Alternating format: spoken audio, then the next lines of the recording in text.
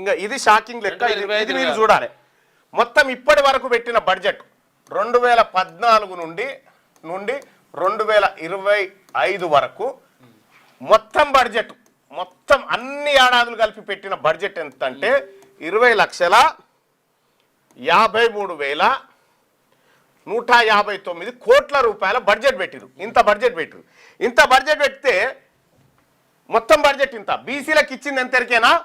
ఈ మొత్తం 20 లక్షల కోట్లలో బీసీలకు ఇచ్చింది 53,254. కేటాయింపులే, ఖర్చు కూడా కాదు. అంటే మొత్తం దాంట్లో 2% కూడా బీసీల ఖర్చు పెట్టలేదు ఈ దొంగ ప్రభుత్వాలు. వీళ్ళట మనల్ని ఉద్ధరిస్తారట. ఈ కామారెడ్డి డిక్లరేషన్ లో చెప్పురు ఇవన్నీ. మీకు శాతం అయితే కామారెడ్డి డిక్లరేషన్ లో ఇవన్నీ చెప్పురి.